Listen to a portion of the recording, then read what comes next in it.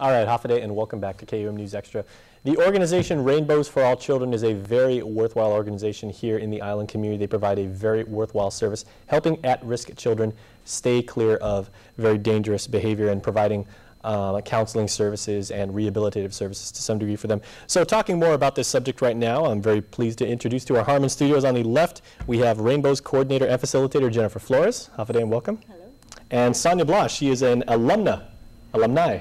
Yes. Alumnus, something like that, yeah. Of Rainbows. Sonia Blas will look up the whole terminology later and everything. But the more serious topic is Rainbows for All Children. And as I said, you know, like we've done many stories on it. You guys have been here like several times. Jennifer, how'd you get involved with the organization? I'm a teacher for the public school system. I've been teaching now for 11 years. And about 3 years ago, students were coming to me during instructional time. And they would express, you know, dealing with suicide, thinking of family members who have passed away. So I noticed the need, and the school I'm at didn't have Rainbows at the time. So I was inspired to do something more to help these kids. So, yeah. Mm-hmm. So Sonia, being someone that went through the program in elementary school, yes, elementary. How did you get involved with the organization? Well, when I was just entering 3rd grade, my father, he had just committed suicide. So that was a really hard time for me, and I guess I kind of, you know, became introverted, and I didn't want to, you know, play with anybody else. I was very shy, and at that time, I remember going to the nurse all the time, who at that time was Mrs. Halloran, because I would fake all these illnesses to go to the nurse, and I guess she saw that I needed help, and so she talked to my mom about getting me into Rainbows because she knew the situation, and that's how I started off with Rainbows. Mm-hmm. Well, what's, of course you were talking about Mrs. Halloran, Marie Halloran, of course, yes. the person who's run it for many years. Very good work from her. What kind of activities did Rainbows introduce you to, and you know, how did they affect you, and how did they, you know, help you pass that period in your life? Yeah, so, well, because, you know, the whole suicide topic at home, it wasn't really anything you really wanted to talk about with your family, right? It was a little shameful, like you felt like you were ashamed of your feelings and just the whole situation. But then, you know, Rainbows, during our group sessions, it enabled you to tell how you felt without anybody having to judge you. You're able to share your feelings and not be afraid, and know that there were other people going through the same situation as you.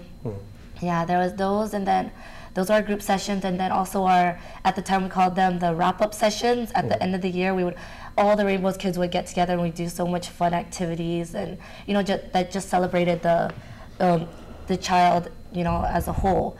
Now I believe they call it Celebrate Me Day now. Yes. Okay, so Jennifer, in getting involved with Rainbows for All Children, what have you learned about the problem of suicide, specifically on Guam, and like how many people it impacts, and you know how you as an educator can get involved, and how you can help combat this problem? Well, census data states that around 7 out of 10 kids have experience of abnormal, you know, non-traditional family coming from suicide, divorce, incarceration. So to have a program like Rainbows is very helpful for our community. Yeah. Okay, so there's something interesting coming up. Explain exactly what Celebrate Me Day is. That's a interesting concept. Yeah, as Sonia was saying, it was one of her favorite times. Every year, all the families come out. We meet at a really special hotel, and from there, we get to meet families. We meet parents. Parents meet the facilitators. We meet each other's groups, and from there, we share topics, and we just learn about each other. We do all kinds of great activities too. And in your time, Jennifer, in your involvement with the program, what have you seen? You know, not only your own interactivity, but Rainbows for All Children, and how has that affected the people whose lives it touches? Well, basically, the kids now being part of Rainbows, they have a special peer group in which they're able to look forward to. So every day of the week, they would come and, you know, look forward to being part of the group. And they would ask, are we meeting today?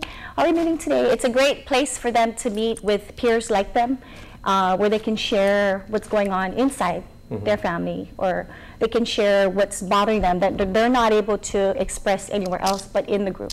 Oh, okay. And well, we'll go back to Sonia for our last question.